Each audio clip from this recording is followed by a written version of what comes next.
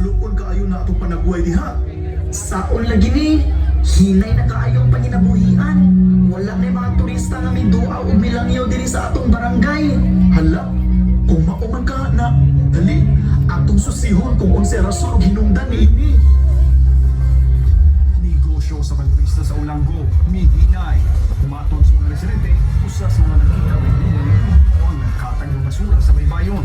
Tungod niini, kumod ang mga lugar ng mahimong soryanan sa mga turista nga moanhi sa isla. Nagkipsab sa naapektuhan ng mga palikan ng isla sa darang paborito ng taon sa mga turista. Huwag tanga ang kagool, kaya ang syudad sa Lapu-Lapu, inubanan sa atong pinalanggang barangay Baring, at doon na solusyon. Mag-coastal clean up ta. Tara na, duyugi kami, maglimpyo na ka.